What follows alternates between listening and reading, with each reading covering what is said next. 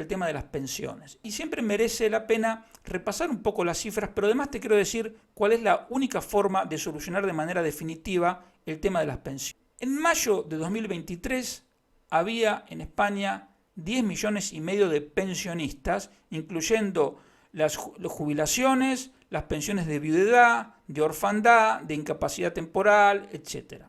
Esos 10 millones y medio de personas que cobran una pensión todos los meses son el 22% de la población.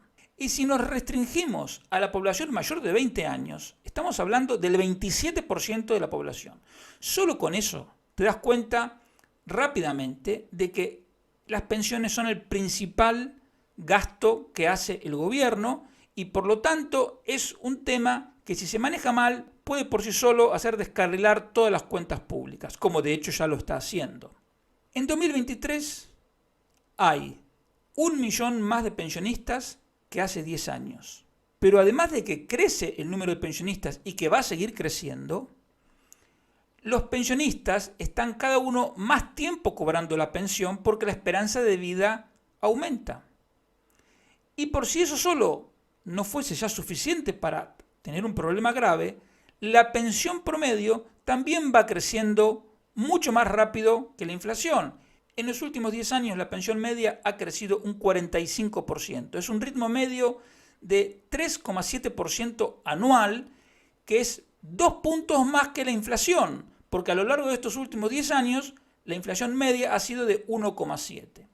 Entonces tenemos cada vez más pensionistas que afortunadamente viven más tiempo y que cobran cada vez más en términos reales porque sus pensiones crecen más que la inflación.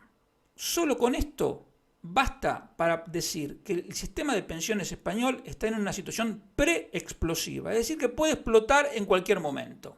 ¿Y por qué te digo esto? Porque hasta ahora se ha venido financiando este tema aumentando la deuda pública, pero la deuda pública no va a poder crecer infinitamente.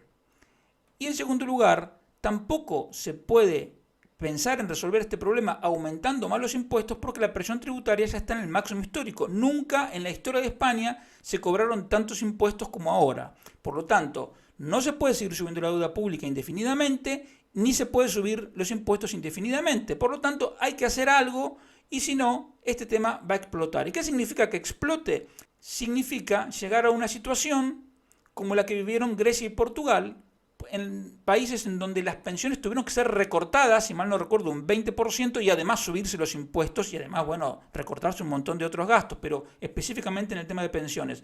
Porque si tú tienes una situación de un gobierno que no puede financiarse más en los mercados y que en ese gobierno el principal gasto son las pensiones, cualquier persona que diga que hay que arreglar las cuentas públicas de manera rápida te va a decir hay que recortar las pensiones. Y eso es lo que pasó en Grecia y en Portugal. Por lo tanto, no podemos descartar que eso ocurra en España si no se toman medidas. Evidentemente, cuando digo no aumentar los impuestos, estoy incluyendo el caso de las cotizaciones sociales, porque las cotizaciones sociales en España ya son las terceras más altas de la Unión Europea. Yo tiendo a pensar que si todos los países cobran cotizaciones sociales más bajas, el que está equivocado es España y Francia, que es el que las tiene las más altas, y no los demás. El sistema de pensiones español es de reparto. ¿Eso qué significa? Significa que todo lo que se recauda de cotizaciones sociales se gasta inmediatamente en pagar las pensiones de este mes. Es decir, no hay ningún ahorro. Cuando la gente piensa en lo que pagó, eso que pagó de cotizaciones sociales no se ahorró en ningún sitio. Se usó para pagar las pensiones a lo largo de toda su vida laboral. Entonces no hay ningún ahorro. Por lo tanto, no hay nada que garantice las pensiones. Lo único que garantiza de verdad las pensiones es una economía que funcione, que cree empleo y por lo tanto donde se recauden cotizaciones sociales. El problema es que este sistema está en déficit.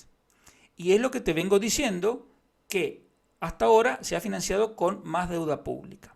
Como este problema tiene una raíz demográfica, es decir, el envejecimiento de la población y el aumento de la esperanza de vida, hace más de 20 años que se sabe cuál es el problema.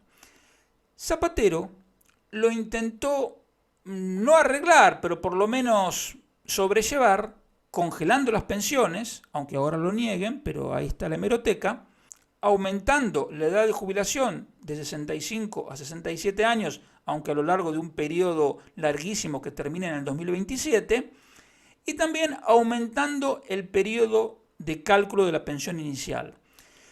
Antes se tenían en cuenta los salarios de los últimos 15 años trabajados. Con la reforma de Zapatero eso se extendió a 25 años. Como en general, cuando uno va más para atrás, cobró salarios más bajos, el aumentar el periodo de cálculo reduce la pensión inicial.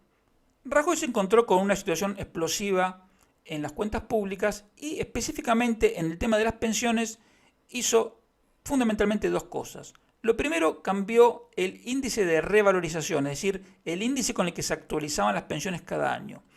En lugar de hacerlo directamente por el IPC, puso un índice que tenía como mínimo una revalorización de 0,25 cada año y como máximo podía llegar a ser de la inflación más un 0,5%.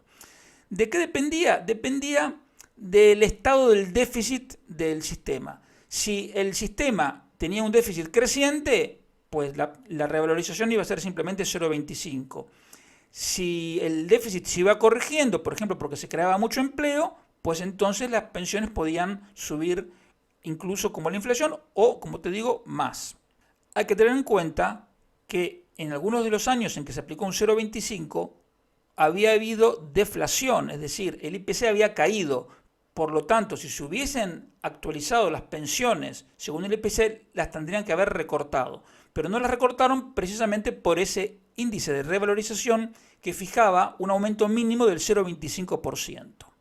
La virtud del índice de revalorización de las pensiones que había aprobado Rajoy era que tenía en cuenta el estado financiero del sistema. Entonces, si la salud financiera del sistema era mala, el incremento de las pensiones era mínimo.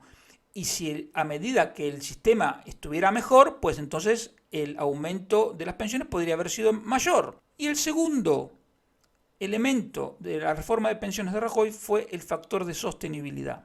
La idea es, si por ejemplo dos personas cotizaron 25 años cada una, pero una iba a vivir de media 15 años y otra iba a vivir de media 25 años, no era justo que las dos cobraran lo mismo. Es decir, el que iba a vivir más tiempo tendría que cobrar un poco menos para compensar, porque los dos habían aportado lo mismo. Entonces, lo que hacía el factor de sostenibilidad era tener en cuenta la esperanza de vida de cada generación y a medida que la esperanza de vida aumentaba, se le aplicaba un descuento a la pensión inicial.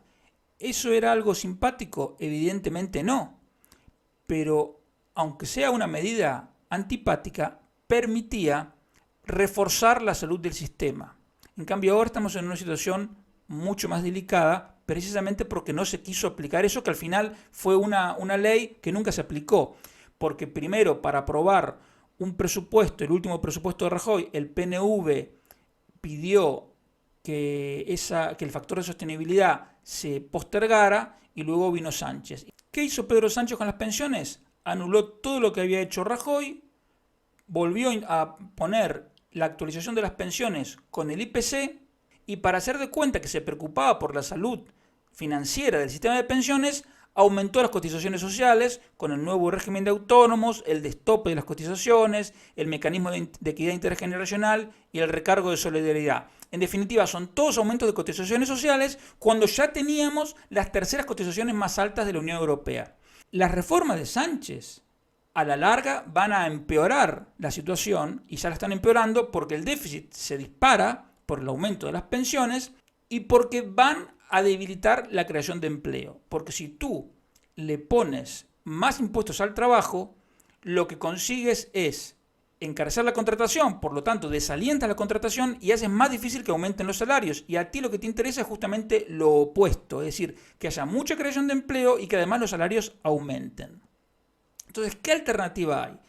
La única forma de blindar las pensiones a largo plazo es hacer que las cotizaciones de cada uno se vayan acumulando a nombre de cada uno en la misma seguridad social en cuentas individuales. Y entonces, cada uno, además de ir acumulando en un fondo propio sus aportaciones, irían esas aportaciones siendo incrementadas también por un tipo de interés que podría ser el tipo de las letras del Tesoro o el tipo medio de la deuda pública española. Por supuesto que mientras tanto la Seguridad Social, con esas cotizaciones que están en esos fondos individuales, estaría pagando a los jubilados actuales. Entonces tú dirás, pero entonces si las cotizaciones se van a seguir acumulando en la Seguridad Social y se van a seguir utilizando para pagar a los jubilados actuales, ¿cuál es la diferencia con el sistema actual de reparto? La diferencia fundamental es la transparencia, porque en primer lugar cada uno sabría cuánto está acumulando y podría estimar cuánto capital acumularía al final de su vida laboral y por lo tanto también podría calcular cuál sería la renta vitalicia que podría tener a partir de ese capital. Una renta vitalicia es, tú le das a la Seguridad Social o en el futuro a un banco o a una compañía de seguros tanto dinero y por ese dinero ellos te dicen, bueno, yo le puedo pagar hasta mientras usted viva tanto dinero. Entonces, por ejemplo, yo le doy 100.000 y entonces me dan 500 euros por mes hasta que me muera. Entonces, esa situación sería mucho mejor que la actual porque cada uno podría hacer sus cálculos y tomar las medidas oportunas, por ejemplo, trabajando más, ahorrando más o lo que sea. En cambio, hoy la jubilación de cada uno depende de las reformas de pensiones que al gobierno de turno se le ocurran aprobar. Por lo tanto, tú no tienes ni la menor idea de cuál va a ser tu jubilación en el futuro si es que la hay. En cambio, con el sistema que te estoy diciendo, que ya existe en Suecia y en Italia, tú puedes hacer una estimación objetiva que no depende de los vaivenes políticos. Pero además, esto que haría que la pensión dependiera fundamentalmente de lo que has ahorrado, podría ser complementada con alguna fórmula de solidaridad. Por ejemplo, el gobierno podría decir, todos van a cobrar lo que hayan ahorrado más, por ejemplo, 200 euros por mes. Y además, por supuesto, seguirían existiendo los planes de pensiones y todos los mecanismos de ahorro individual que existen o que podrían crearse. Y la segunda gran ventaja de este sistema es que cada uno se podría jubilar cuando quisiera, porque si resulta que tú tuviste una muy buena carrera profesional y ahorraste un dinero suficiente como para cobrar, digo cualquier cosa, 2.000 euros por mes, a lo mejor tú dices, ¿sabes qué? No trabajo más. En cambio, otra persona puede decidir trabajar más o menos, o cada uno va a hacer lo que quiera, porque también puede caber el caso que una persona decida jubilarse aunque cobre poco de jubilación. Entonces, sería mucho mejor porque permitiría que cada uno se jubilara según sus propias circunstancias y según sus necesidades, sin dejar esa decisión fundamental para la vida de una persona en manos de políticos.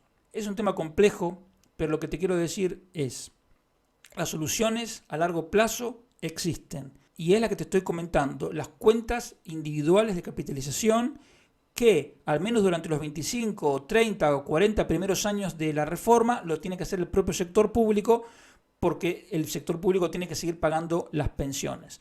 Pero una vez que todos tienen el dinero acumulado y cobran según lo que han ahorrado, el sistema queda a prueba de bombas, porque ya no depende lo que tú cobres de lo que aporten los actuales trabajadores, sino que depende de lo que tú has ahorrado. El mensaje con el que quiero que te quedes es simplemente el siguiente. La única solución a largo plazo, duradera, que quite el tema de las pensiones de la mano de los políticos es transformar el actual sistema de reparto en un sistema de capitalización en el que las pensiones de cada uno pasen a depender fundamentalmente de lo que haya ahorrado cada uno.